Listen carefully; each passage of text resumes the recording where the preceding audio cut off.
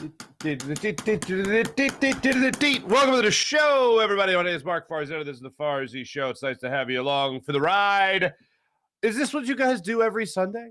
That was fun yesterday. That was great. This is in no way, shape, or form a complaint, okay? I'm very lucky to get to do this. This is awesome, and I appreciate you guys following the show and following me and my career and all that fun stuff, but good Lord, was that great yesterday. With no Eagles game on Sunday, I finished mowing my lawn. That's right, I mow my lawn. Helped out with the kids. And by that time, it was time for the Phillies, but I had to watch the Phillies. And then I had another TV. I had the what game did I have on yesterday? Well, that was the late game, the Cowboys game, whatever game it was on earlier I was following. And it was fantastic. It was awesome. Like I just sat back, had my feet up, bouncing back and forth, like I was watching a tennis match, watching the Phillies. It was awesome. That was a great, relaxing Sunday. I don't know, not everybody gets that. But with the Eagles being off yesterday, having played Thursday, obviously, and then the Eagles not playing again until Monday night, I'm going to get 2 of those Sundays in a row. I can't wait. For that to go down. That was the Chiefs game. I was watching the Chiefs. That's what I was doing. Chiefs and going up against Andy Reid versus Doug Peterson in that battle. But that was great, man. That was so much fun. It was so lovely. It was just relaxing to have a carefree Sunday. And then, of course, I did watch the Cowboys. I was flipping back and forth with the Cowboys and the Phillies at that point. And we're going to talk about the entire NFC East today. And we're going to talk about Micah Parsons just going out there to eat. We're going to talk about how, you never root for injury for anybody. I've told you guys before my very high opinion of Saquon Barkley, wildly talented running back for the New York Giants. And yesterday, like, I know you see an injury where a guy gets bent backwards and it's like, oh, that's going to be an ACL tear, something like that. And it goes through your brain. And then what really went through my brain was that he was just, he had a tear. Like, he was torn in half with his, the way he was tackled in the fourth quarter of that game against Arizona. But no, he's okay. The X-rays were negative. But that was a wild game in itself with the way the Giants came back on the Cardinals. That was pretty bonkers. So we'll talk about that game, obviously. Talk a little bit more about the Cowboys game. Talk a little bit about the Commanders and how they got lucky as hell against the Denver Broncos yesterday. We'll go into it all on today's program. But it was great just to sit back and just enjoy football. And then watch my baseball team just, choke. Our baseball team just flat out choke. With that game, the ability to complete the sweep against the St. Louis Cardinals, when you had an opportunity to gain some more ground in the wild card spot, it just wasn't going to happen for the Phillies yesterday, no matter what. Taijuan Walker pitched 7 innings. I was shocked. Pitched 7 innings and just kept putting them out there. 109 pitches yesterday for Taijuan Walker, who didn't have his best stuff, but still was okay. Not terrible. He did what he had been doing most of the season, which is give his team a chance to win. And yes, himself a chance to pick up a 16th win of the season, but it wasn't meant to be. On the post-game show, I take full responsibility because I did say that Paul Goldschmidt really hadn't hurt the Phils. Had an RBI double Saturday. And then, of course, yesterday, I was like, it was just time for him to hit a home run. Like every at-bat from Paul Goldschmidt after really the first game of the series, I was like, it's time for him to hit a home run. He hasn't hit a home run. He's going to hurt the Phillies at some point. And then their young guy, Walker, I was like, this guy's a really good young guy. Like, he should be doing home run officer Anthony Dominguez. So we'll go through the whole thing. But in all sincerity, I want to start off not with football, not with baseball directly, but I do want to start off with Charlie Manuel. We got word over the weekend that Charlie, while having a medical procedure, suffered a stroke. So they had said that the next 24 hours are going to be critical in his recovery. Over the next 48 hours, fans, friends flooded the Manuel family on social media, and I'm sure personally as well, with well wishes, good vibes, thoughts, prayers, everything, to hopefully see Charlie through the stroke that he suffered. Well, apparently some of that reached home because according to Miss Emanuel on a statement released by the Phillies that everything was well received and that Charlie is giving the doctors encouraging signs of recovery. Charlie Manuel is the genuine article, and I know I talked about him on Fight's post game on Jacob Media, but I do want to mention this one more time. He is the absolute genuine article. What you see from Charlie Manuel is what you get from Charlie Manuel. And I know we've had guys in this city that, we've judged harshly, especially in their earlier years of being coaches or managers here in Philadelphia. Charlie maintained to be the same exact guy throughout everything, whether it was getting ripped or it was winning a World Series. And I absolutely love that man. And I am a fan of Charlie Manuel, the manager. I'm a fan of Charlie Manuel, the human being. One of the nicest people you could ever come across on this planet. And I've hosted autograph signings for Charlie Manuel. I've hosted Q&As for Charlie Manuel. And he is just the same exact guy from the start of his time in Philadelphia to right now. Just I hate using this term on dudes, but the sweetest man on the planet. Just a good guy who wants to engage in conversation with everybody he comes across. Charlie's the kind of guy that you could see out and about, and you would say, "Hey, Charlie, how's it going?" He'd be like, "Hey, how you doing?" And then you would be the one being like, I'm sorry, Charlie, but it was so great to meet you, but I got to go. I got to go pick up the kid. I got to do something. Like, Charlie's the one that'll talk to you forever. He is the manager's version of Ray Didinger. That's what he is. He loves people. He just loves people, and he's the nicest human being that you could ever come across. That's what you have in Charlie Manuel. I told this story. A lot of people don't know this, but one of the Q&As I had hosted with Charlie was some years ago, and it's one of my favorite things. And he said he had to clean this up for the mass audience, but here's the gist of it. Charlie Manuel, when he was literally his first day in the big leagues. Jim, I don't know if I ever told you this story. You'll love this story if I haven't told you this. PJ, of course, our esteemed producer, who's 8'1". Anyway, Charlie Manuel's first day in the major leagues, he had a manager named Billy Martin. And the recently retired, this is in Minnesota, the recently retired Mickey Mantle decided he was going to head out and hang out with his former manager, or his former teammate, his friend, Billy Martin. So Billy Martin, Mickey Mantle, and some members of the Twins, including Charlie Manuel, they're all out to dinner. And they have a feeling it's going to be a little bit of a late night with, Mickey Mantle, right, who is known to party. So Billy Martin looks down the table and sees Charlie Manuel, the rookie, and goes, "Hey, rookie, you're not playing tomorrow anyway, so you're watching the Mick." And Charlie Manuel's like, "What?" Like 25-year-old Charlie Manuel getting his break in the majors, just found out that he's not playing in what will be his first major league game, or what would it be if it was his first major league game, his first day in the majors. Just got called up. Instead, he's going to be babysitting Mickey Mantle. So as you would assume, Mickey Mantle, Charlie Manuel, Billy Martin, some other guys, they go out, and Charlie and the Mick are the last people standing at the establishment that they're at. So, of course, Mickey Mantle needs a place to crash. So they put Mickey Mantle with Charlie Manuel in this team rented apartment for the young Charlie Manuel. They get in. This place no one's lived here. No one's lived in this apartment. So Charlie Manuel's looking around. There's a bed, there's a sofa, and that's it. There's windows with no drapes, no curtains, no nothing. So Charlie Manuel's getting ready to go to bed. He goes, "All right, Mick, have a good night." And Mickey Mantle goes, whoa. I don't get up before noon, and I don't need the sun coming in on my face when I am waking up in the morning. So you're going to need to block those windows. So Charlie Manuel gets creative, takes the sheets and the pillowcases off the bed, and literally tacks them over the windows so that Mickey Mantle could sleep in past noon the next day. That was Charlie Manuel's first day in the big, just got called up, goes to dinner with the team, gets told he's not playing the next day so he could babysit Mickey Mantle.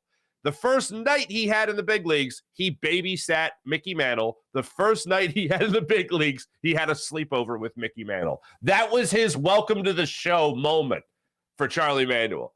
He told that story during that Q&A, and it was about 1,000 people watching that, and they were rolling over laughing, imagining Charlie Manuel tacking bed sheets to windows to help Mickey Mantle sleep in past noon.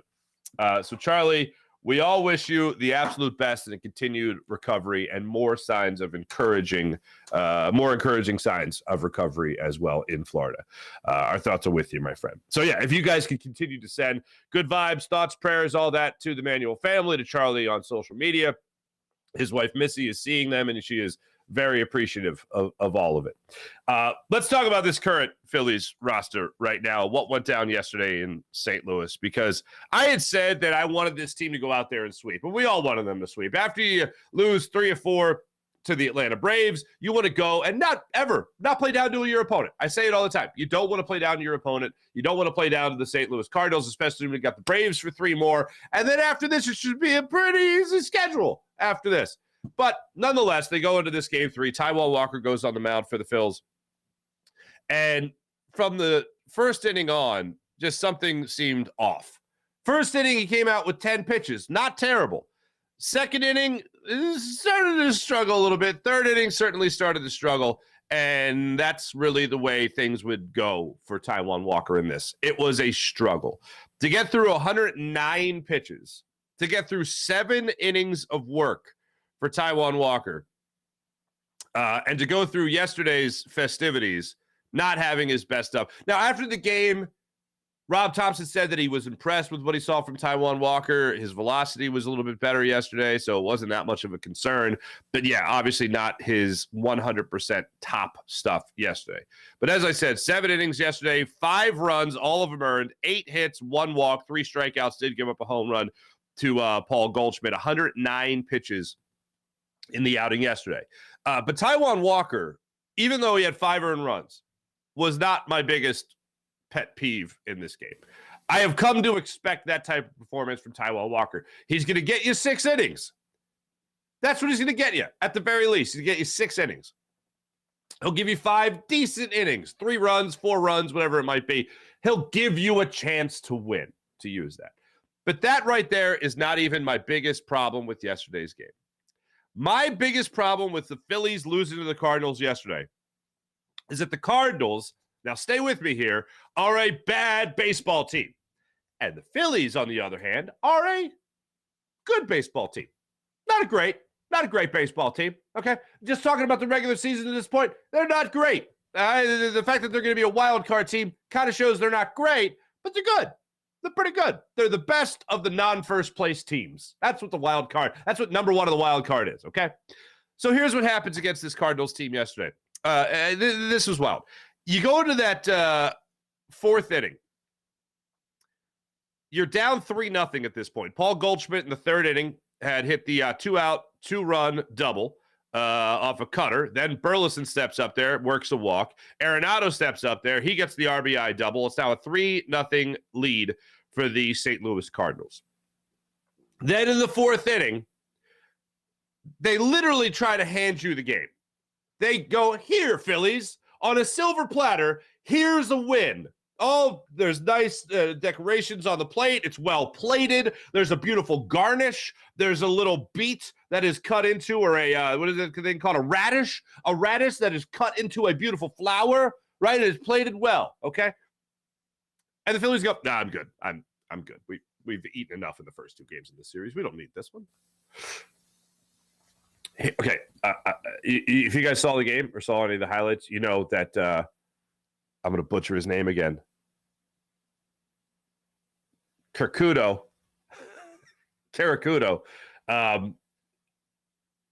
allowed 3 runs to score by ineptness at second base, all right? But that's not even what I'm going to get to first and foremost, all right? Here you go. Bryce Harper works a 4-pitch walk. Alec Boehm gets a single, first and second, nobody out. Bryson Stott then lays down a bunt. The man wasn't really feeling it in this game, I don't think. So, Karakudo, God damn. Anyway, he lets the ball. So, Bryson Stott lays down a bunt. If you didn't see this, Bryson Stott lays down a bunt. It is a pop fly in the infield that the second baseman for the Cardinals lets drop, thinking with a runner on first and second, he could turn 2. So instead of just letting it drop, firing in a second to get Boehm out on the force, and then firing back to get Stott, he decides he's going to try to tag Alec Boehm. Alec Boehm starts dancing He starts dancing a little bit, right? He buys enough time where Stott ends up being safe at first, and Bryce Harper, who was on second, comes around to score, and they never throw home. So run number 1 awarded by the ineptness of the Cardinals. Then Real Muto gets hit by a pitch. It's the only way he's getting on base these days. Real Muto gets hit by a pitch. Then Brandon Marsh walks on again 4 pitches. So that's the second 4-pitch walk of the inning, and a guy was just hit by a pitch. You have given the Phillies a run already, and now you have given them 2 more base runners. So now the bases are loaded. Nick Castellanos steps up there, and he grounds into the fielder's choice. You get an out, and it's a throwing error on who? Caracudo, their second baseman, throws it away. 2 more runs score. It's now a 3-3 ball game. They literally hand you 3 runs. Now, here's the thing.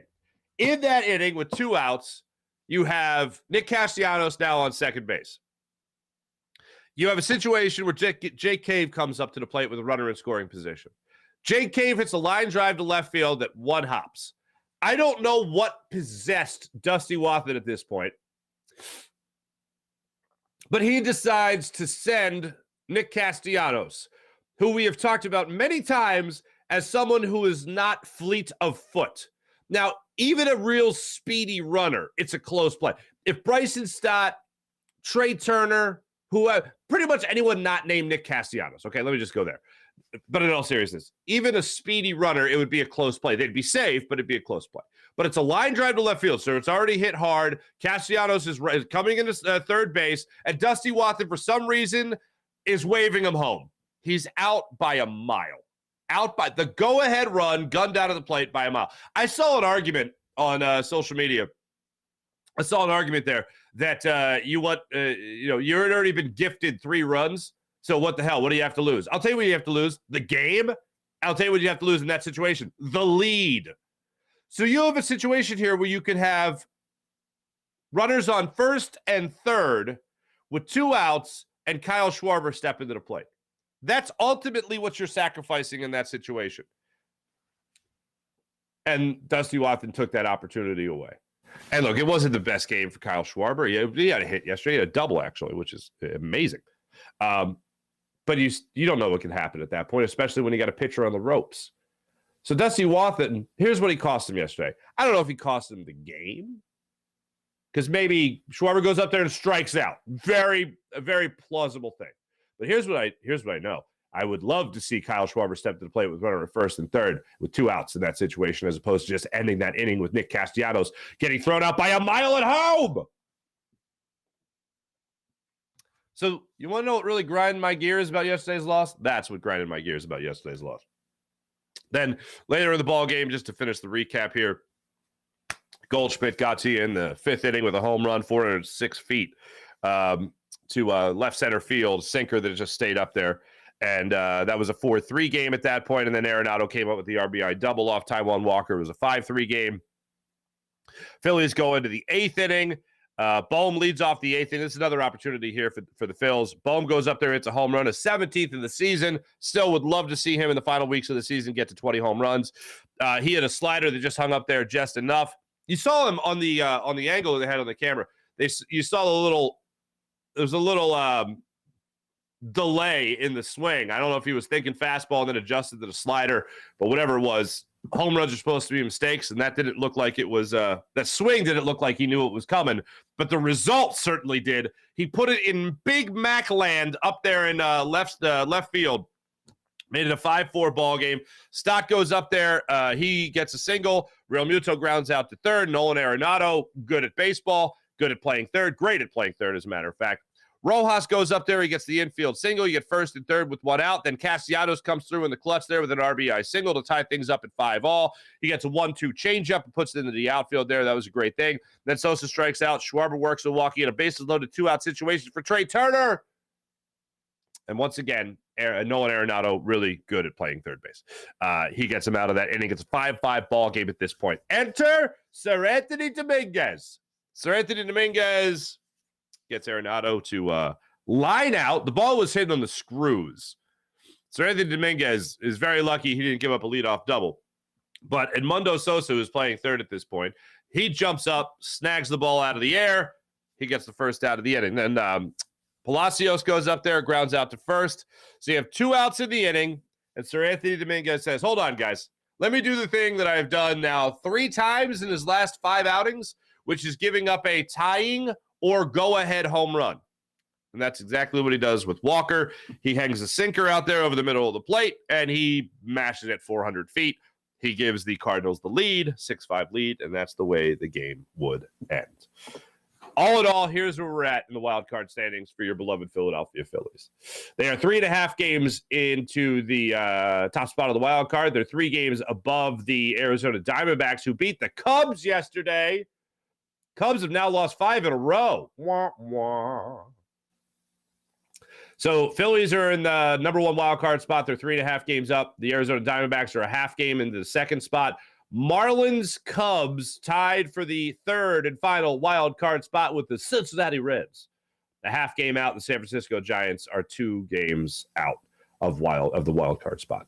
The 3rd and final wild card spot. That's where we are heading into the final weeks of the season. We're in the final weeks of the season. So here's my problem. The Phillies are now going to be taking on that Braves team that has given them so much trouble, as we all know. Now, the Braves got hammered yesterday, and not in a good way. Not in like a sleepover with Mickey Mantle type way. They got hammered by the Marlins 16-2. Charlie Morton, that is, was taken for 6 runs, all of them earned, issuing 5 walks over 4 2/3. So the Braves got spanked. And now they're going to be coming in. By the way, they got spanked in 2 of the 3 games, and they were swept by the Marlins. They lost 2 days ago, 11-5, and then in game 1, they lost 9-6. So the Braves, maybe they're just kicking their feet up after they realized that they've won. I mean, that wasn't really up for debate. They were going to win the division anyway. But tonight, 7:20 start time. Zach Wheeler gets the ball against Kyle Wright.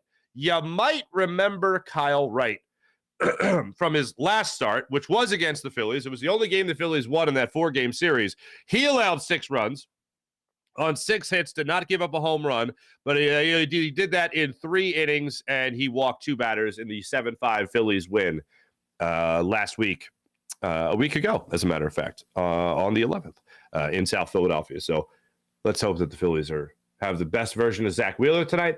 And let's hope that they get to whatever the hell they saw in Kyle Wright, the 27-year-old right-handed pitcher out of Huntsville, Alabama. So that's who they got tonight.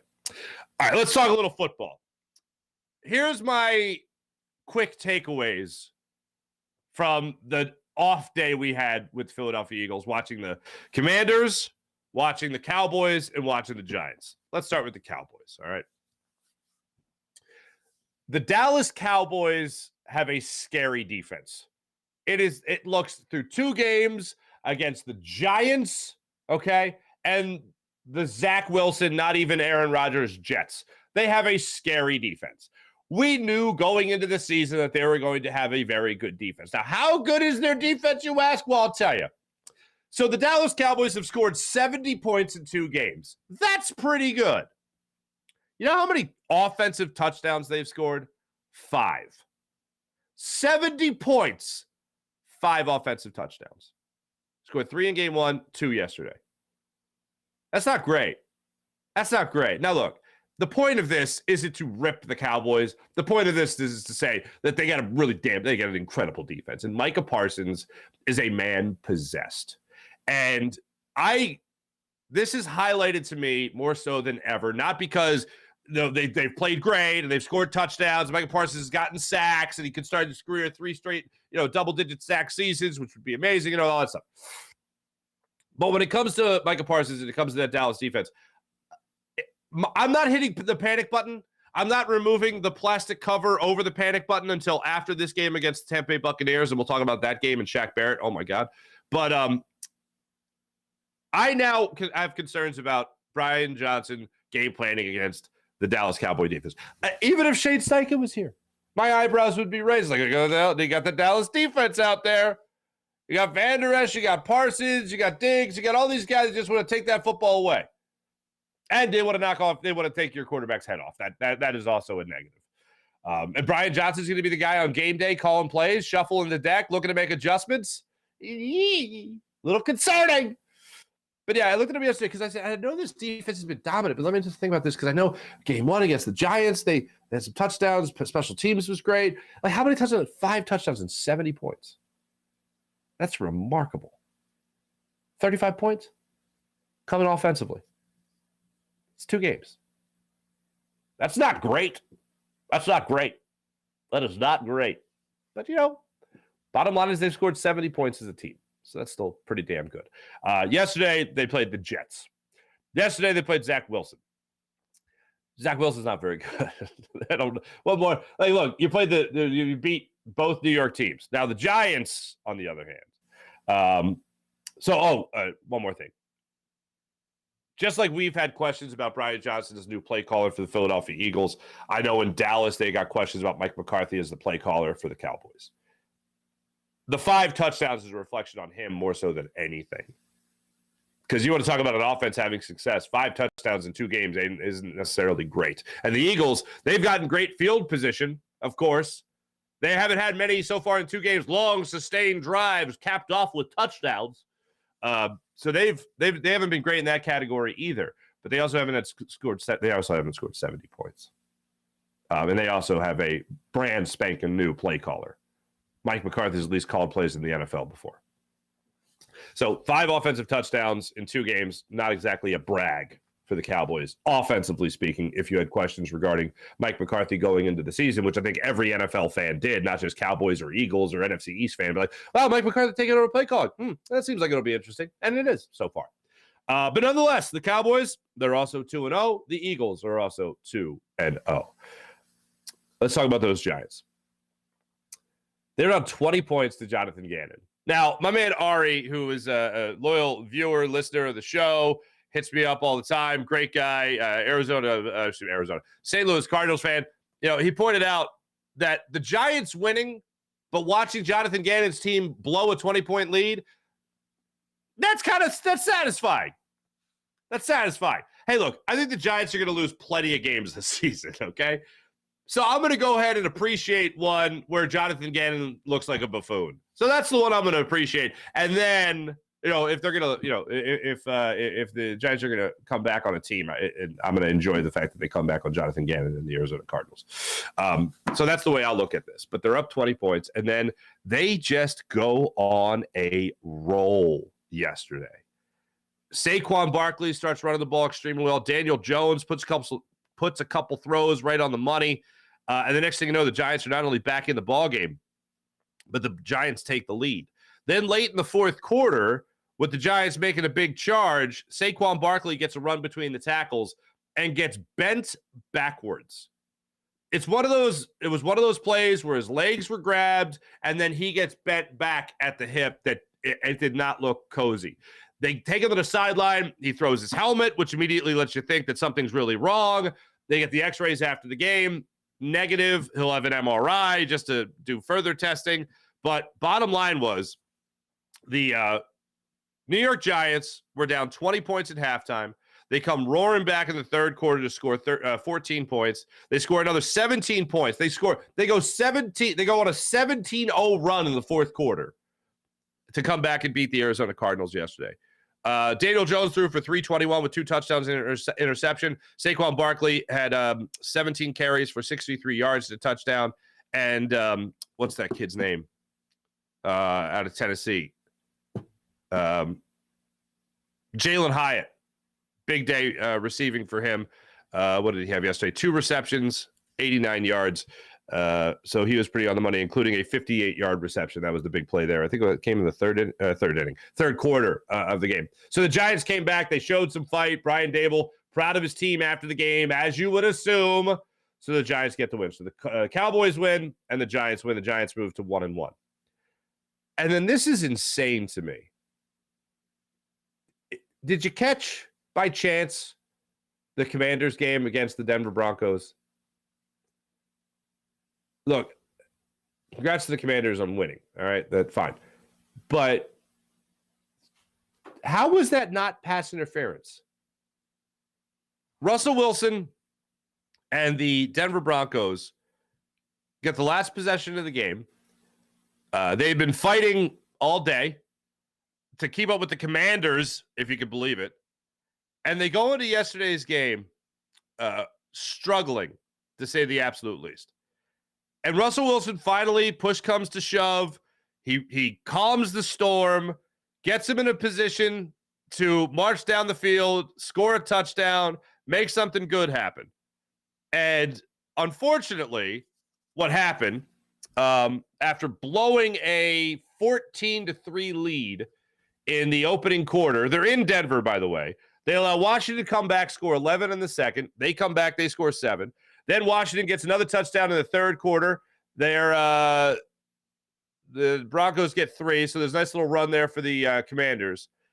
And then Washington puts up 14 points in the fourth quarter. So now Russell Wilson and the Denver Broncos are in struggle mode. They get the ball in the last possession of the fourth quarter, last possession of the game. They march down the field. They score a touchdown. And then for a 2-point conversion to tie the game at 35, it's 35-33, Russell Wilson throws it in the end zone, and Benjamin St. Just tugs on Courtland Sutton's shoulder. I think it was Courtland Sutton. Tugs on his shoulder before the ball gets there. Obvious, blatant pass interference. St. Just looks around for like 5 minutes waiting for a flag and go, I guess they're not going to call that. And then, all right, cool, and start celebrating. There's no doubt in my mind that the Broncos should have got another shot at the end zone there. Bottom line, they don't give him another shot at the end zone. They make no call, and the Commanders walk off the field. And now they're 2-0 on the season, which is pretty ridiculous. So that's the NFC East right now. And the Eagles, of course, don't play tonight. They don't play Sunday. They don't play Thursday, obviously. They're back at it Monday, and they take on the Tampa Bay Buccaneers. Now, remember, that's a doubleheader on Monday Night Football. So the Tampa Bay Buccaneers and the Philadelphia Eagles will kick off in Tampa at 7:15. So if you're going to have a primetime game, might as well be a little early on the primetime side. It's good for us here on the East Coast, right? Now, the Buccaneers, I just want to say this. Shaq Barrett ended that game with a pick 6. It was a 3-point game. He picks off Justin Fields, runs it back for a touchdown to solidify the win there for the Buccaneers. After the game, he dedicated that pick 6 to his daughter. Now, I hadn't seen what happened with his daughter, but his young daughter passed away. I'm not going to go into the details of it, but as we have talked about before, it is the worst tragedy someone can go through. And he dedicated his pick 6 to his daughter. Shaq Barrett had a good week 1 against the Minnesota Vikings. I think he had 3 quarterback hits in that game, 2 or 3 quarterback hits in that game. So he got after the quarterback. He has been just a solid pro at the professional in the NFL. Obviously, he's definitely one of the guys that the Eagles are going to have to highlight when they're game prepping for them, as they will start, obviously. They've already started, I'm sure. But they came away with the win yesterday over the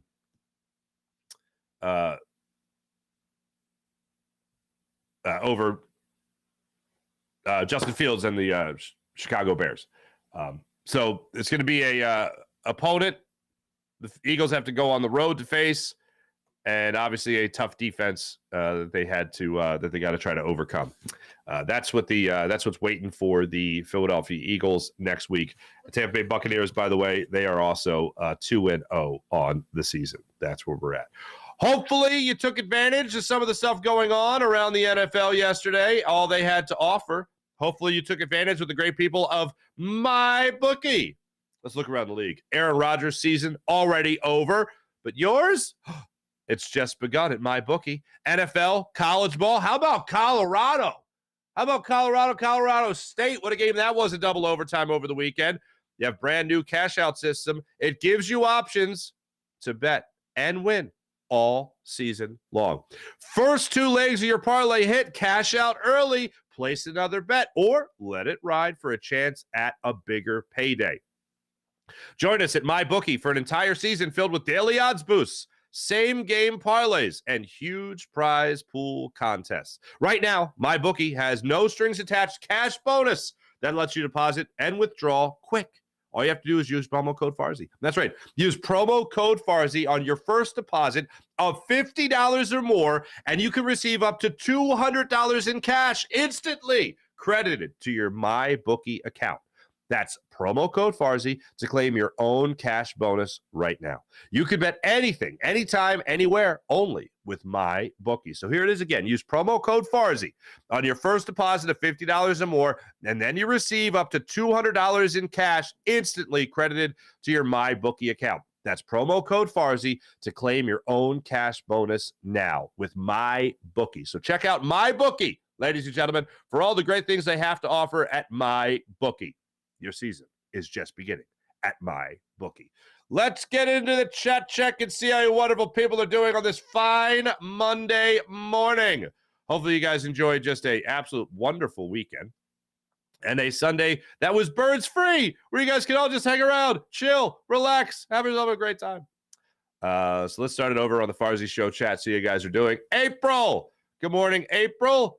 Sean Kilrain, what's up? IBH, what's happening? Sean Kilrain was out in Indiana watching Notre Dame whip the Chippewas of Central Michigan. Sean Kilrain, prayers to Charlie Manuel in his recovery. Prayers up for Charlie. Glad Charlie is slowly getting better. Sending prayers. April, that's awesome. IBH, that's awesome. Sean, that's awesome. Mike Fuji, good morning, Mark and good folks. Happy Monday. It's been a while. Mike Fuji, welcome back. The Schlubs? What? Did I say Schlubs? I'm curious to see how Barkley's injury shakes out. He was so mad. April, he was furious yesterday. Absolutely furious, Saquon Barkley. When I saw him go to the sideline and he slammed his helmet, I was like, what the hell? What? Is it that bad? And then he was shown like walking around a little bit. I was like, I guess it's not bad. And I think he went back in the game. So I really don't know what to make of it at this point. And I know he's going to have an MRI today. So this is pretty interesting. Oh, whoops, wrong page. Sorry. I'll get to the Jacob Media show. Get to the Jacob Media channel in 1 second. But April, I agree. I'm curious to see what comes of it today. Fuji, Sean Kilrain, what's going on? Nice to see. It was nice to not stress on a football Sunday. That's what I mean. I got to tell you this. I got to tell you guys, I'm making a push to get my old sofa back. So my wife and I, when we moved, we had this sofa, and the sofa was amazing. It reclined, okay? It was basically a bed in the living room is what it was. No, but in all seriousness, it was like 2 recliners and then a chase. So it was a 3-person sofa, like a 3-seated sofa, and then there was a chase, right? And then the middle seat and the far right seat, you could recline. If that's not built for an ultimate lazy football Sunday, I don't know what is. All right, so now in our den in the new house, I have my desk and a chair, like an office setup, right? And that's where I watch every day. That's where I watch the Phillies for the Fightins post-game show on Jacob Media, and I'm watching that from that room. And I'm like, I just want to get rid of this desk and this chair, and I just want to have the reclining sofa in here. It would be awesome. And I was just dreaming about it. And I was trying to push for it on Saturday. I woke up and I was like, hey, babe, I'm going to go over. It's sitting in my parents' living room right now, unused. And I was just like, hey, I'm going to rent a U-Haul, go over there, get the sofa. And then I was thinking, and then all day Sunday, I'll just have my feet up and I'll be watching the games and it'll just be amazing. No sofa. Still an office setting in my den. Boring. Just me and my TV, my desk, my computer, and my original movie poster of Ocean's 11 with Frank Sinatra, Dean Martin, Sammy Davis Jr., and Peter Lawford, and Angie Dickinson. That's it. That's just us. Anyway.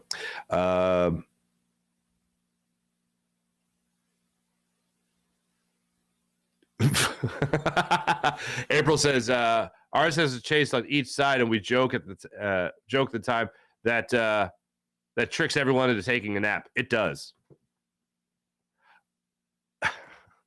That's why I don't like the fact that when we lived in the city and it was our only sofa, I don't like that. If you're having a party or you're having a social gathering and somebody's in a chase, that means that person is taking a nap. That means especially now that we're older, that means that like one person is laying down at your party. That's basically what that means. It's weird. The schlubs, not the Cubs. Gotcha, Mike. I like it. No, we have a Professor Dutch. No, we do have a sofa. It's a nice sofa. It's a large sofa. It's the width of a single bed. All right. It's a nice sofa. We have a nice big fat chair next to it for getting fat in, but in our den, that's our living room. Then in our den, I have the office set up. So, but good morning, Professor Dutch. It's nice to have you. Let's jump over to the Farzy Show on Jacob Media. Here we go. Sean Gillespie, what's going on? Jonathan Harvey, I sent out a get well soon to Charlie Manuel. Too bad the Phillies didn't sweep the Cardinals. I'm sure that would have been uplifting for Charlie as well. But very good of you there, Jonathan. Sean Gillespie, prayers for a speedy recovery for Charlie. Phillies are definitely not hungry dogs. I concur. The thing about Dallas's defense is you have to look at the quarterbacks they have faced, like the Eagles' defense last year. I don't disagree, but is Leighton Vander Esch a good linebacker? Okay. Is Micah Parsons pretty incredible? Yes, he is. So regardless of the quarterbacks that they faced, those are guys that can get. Oh, and also the offensive lines they've faced. They ain't the Eagles' offensive line. And if you're here's the difference. Here's the difference. I'm going to tell you right now. Here's the difference between the Cowboys fan and the Eagles fan. I'm sorry. Here's one of the many differences. But here's the difference after 2 games and being 2-0. Eagles fans are, can Jalen Hurts handle the passing attack? Can Brian Johnson call plays? That's where the Eagles are at. We're 2-0 in this city. Our football team's 2-0, and we're critiquing everything. The Cowboys look at their team and they go, 2-0 against the Jets and the Giants for winning the Super Bowl. If the Cowboys had an Eagles fan mentality, the Cowboys fans would be looking at their team going right now and be like, yeah, 70 points, but we've only scored 5 offensive touchdowns? Like, there's a problem here. That's what we'd be saying. If the Eagles blew out 2 teams in the first 2 games of the season and only allowed, 10 points in the first 2 games of the season, we'd be going, wow, our defense is stacked, but man, that offense, only 5 touchdowns? Get with it, offense. That's what we'd be saying. If Cowboys had the Eagles fan mentality, they'd be worried right now. Phillies are definitely not hungry dogs. I agree, Sean Gillespie. Thinking about Dallas. Gotcha. Gannon should have given another motivational speech to rally his troops. Yeah. Oh, wait, hold on. Gematra's the real deal. Did I say that right? I don't know if I did. Why don't this channel pay to be an NFL affiliate so we can have game footage when they talk?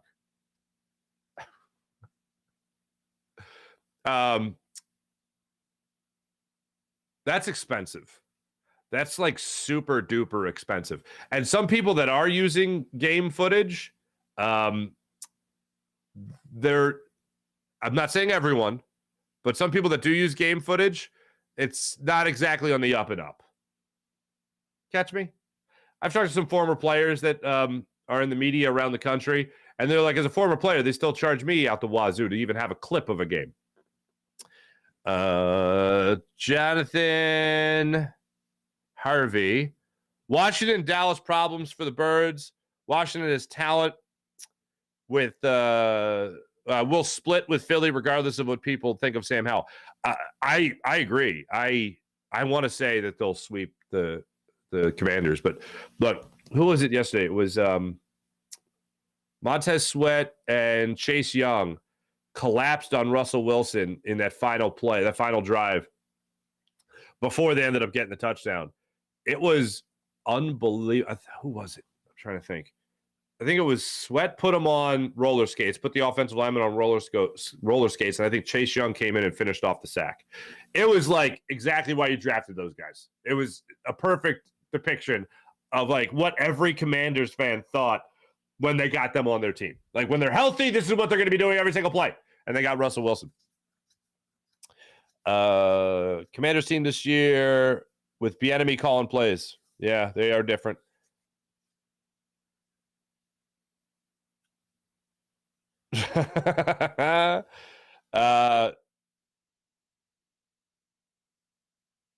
Gematrias?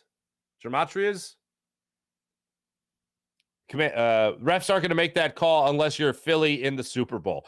I'm telling you, that was, given the circumstances, that it would have given Russell Wilson, that it would have given the Broncos a chance to tie the game and force overtime.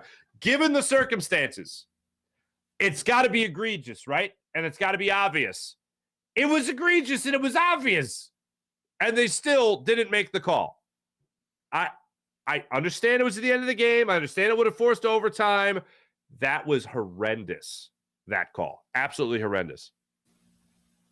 Jonathan Harvey, the NFL refs are determining games. It was pass interference on A.J. Brown, and Rashad Penny didn't hold the D lineman on Minnesota. He tripped on his teammate's foot. Refs and Vegas. I'll tell you, there's one play that we'll get to in the morning rush that was absolutely, it makes you think. Let's just say that. I swear someone in the Commanders are paying someone off last year's no calls against the Eagles. Hey, it was pretty terrible. Jonathan Harvey, going to be a tough game to win in Tampa. Eagles by 5. Hurts going to play. It was 6 points last I saw the line. Hurts got to play like Tua against the Patriots. Quick decisions. Yeah, I certainly hope that's the case. What was the game yesterday? Was it Cleveland?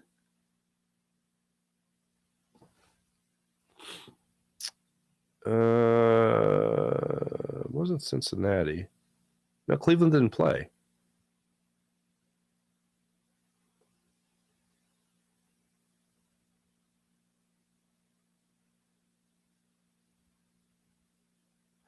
Oh, it was the Rams game.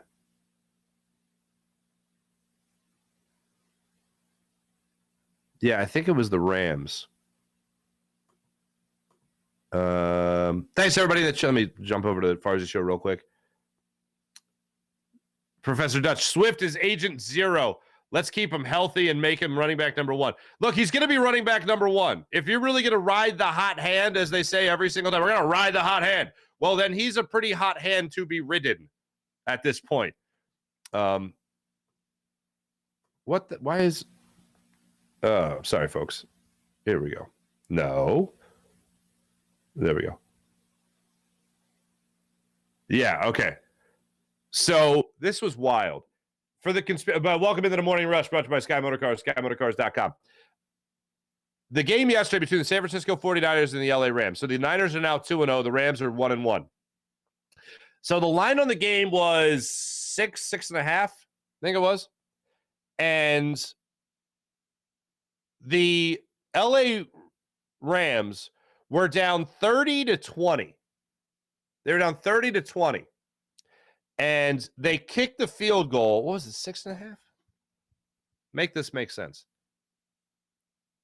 Anyway, they covered with a last-second field goal. So they kicked a field goal with time expiring to still lose 30-23. So they end up covering. Now, I know a couple of people, obviously, that set handicaps or set do the lines and the spreads and all that stuff. And they're like, you mean to tell me that NFL head coaches don't know about point spreads and all that? 30-23, they kick a field goal as time expired. It meant nothing other than gambling. So if you're a gambler who bet that the Rams wouldn't cover and they kick that field goal and it means nothing, but they cover, it's like the ultimate what the hell. You could get a backdoor cover. You could get a pick six that's run the other way and return for a touchdown, even though I know everyone loves that. But the guys just got to get down. If time's expired, just get down. The game's over. Or not as time is expiring, but just get down. You know what I mean? And I know people love it, but you lock up the win if you just take a knee or whatever, run out of bounds, whatever the case may be. But that was a really interesting thing that they kicked that field goal at the end of that game as time was expiring. Conspiracy theories? Let's have at it when it comes to those conspiracy theories. So that was interesting. I mentioned the Braves and the Phillies are back at it tonight, 7:20 start time. We'll see how that shapes up for the Phils.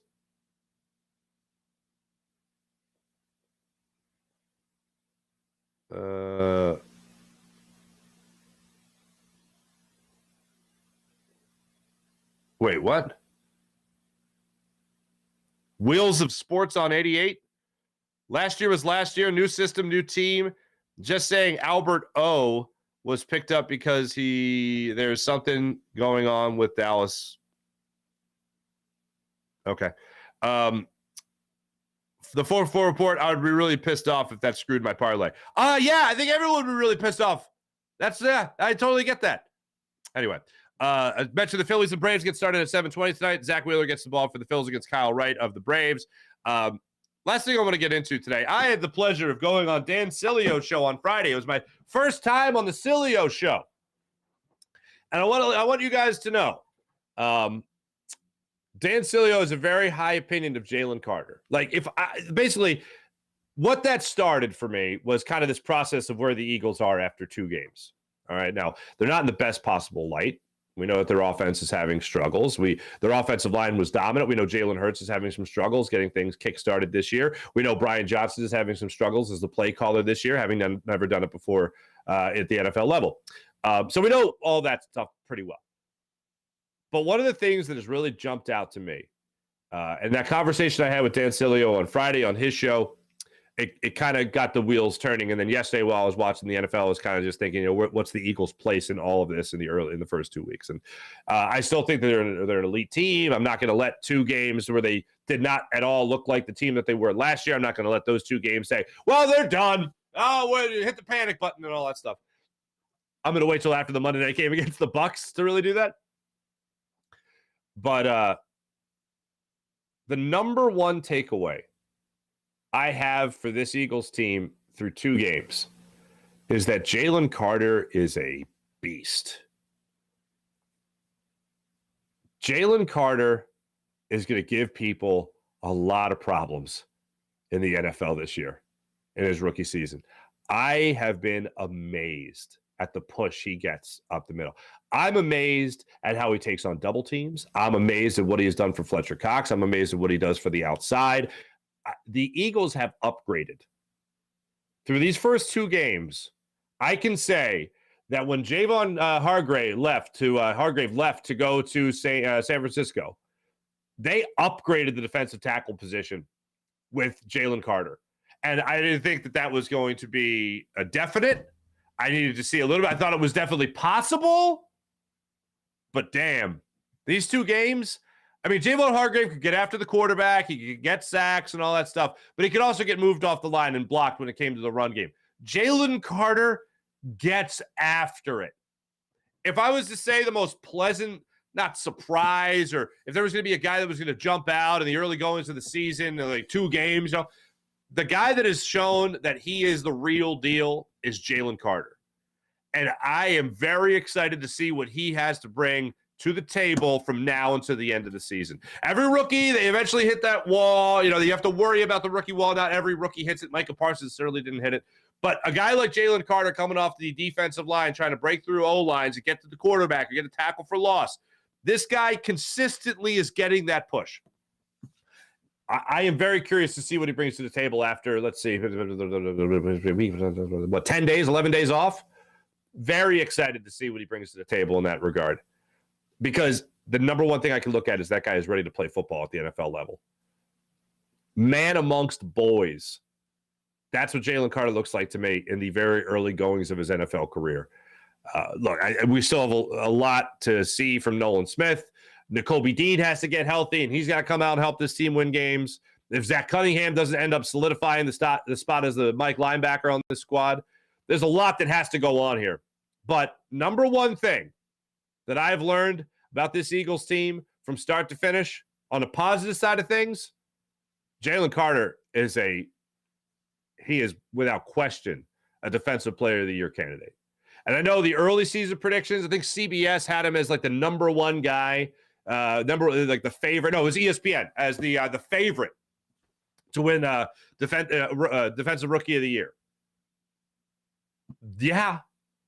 Through 2 games, I have seen nothing to discourage that opinion. And I am very excited to see him step foot on the football field in Tampa on Monday night, a week from today. to take on Baker Mayfield in that offense. Very excited. It's the number one positive takeaway I have from this season. Other than that, they're 2-0. And I do want to get into this conversation, and I'm going to reach out to Seamus Clancy, see if we can get him on the show for tomorrow. Couple of things. Number one thing, when it comes to this squad, the 2-0 thing. I know that the old line from Michael Jack Schmidt is the thing about playing in Philadelphia is the joy of victory and the agony of reading about it the next day. All right, so we'll always look for the negative. Apparently that's inherited, okay? But the thing is with this Eagles team, if you're someone that is resting on the idea that they're 2-0, and you say that as if there's no problems here. They're 2-0, we're fine. Yes, it's good to be 2-0 and still have mistakes to correct, as Nick Sirianni said last week. I get that. But the point of an NFL season isn't to go 2-0. The season is not over at 2-0. The point of the season is not to beat the Patriots. It's not to beat the Vikings. The point of the season is to see whether or not you're good enough to win a Super Bowl. And yeah, 2-0 is great. It's better than the alternative. But does this team, the question you have to ask yourself is whether or not this team looks like a Super Bowl contender. And right now, they don't look like a Super Bowl contender. They're in position to make a great run. Hey, you stay undefeated, you're going to have a great run. You find ways to win, you're going to have a great run. You won 2 games that you very easily could have lost. Bottom line is you won. But when you really look at the overall meaning, it's you see a lot of mistakes, you see a lot of blemishes, and whether or not the Eagles can correct those blemishes to find some sort of consistency in their offense. Now, in 2 games, it's hard to show consistency. But from possession to possession, you didn't really see a lot of it until they started really running the football in the second quarter against the Vikings.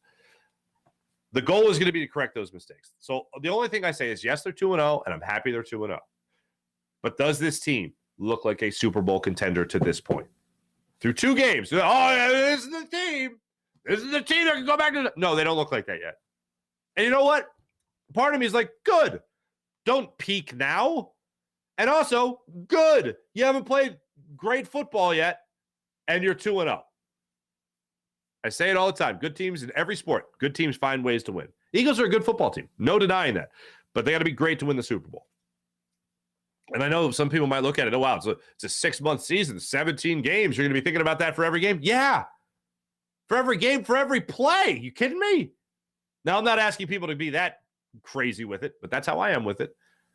So I know a lot of people, they're 2-0. Oh, we're worried about being 2-0. If you look at this team and say they're 2-0, yeah, their record is perfect, but they haven't played perfect football. That's where I'm at right now in the Eagles, and I look forward to this week of preparation for the Tampa Bay Buccaneers to see what comes out of it. I also look forward to seeing what comes down with the Phillies. Of course, we'll be talking about that tomorrow. Thanks for watching. Thanks for listening, everybody. This is the Farzy Show presented by MyBookie. Check out MyBookie. Jim Hyde and Bruce program did a wonderful job as per usual. Hey, if you like me, more me coming up on Fox 29 at 7:45 today. We'll be talking Phillies. We'll be talking about the NFC, all that good stuff. Coming up at 7:45 on Fox 29 today. So see you guys then. Have a great rest of your day, everybody. My name is Mark Farzetta. This is the Farzy Show presented by MyBookie. Jim Hyde and produced. Have a great rest of your day, everybody. See you tomorrow. Bye.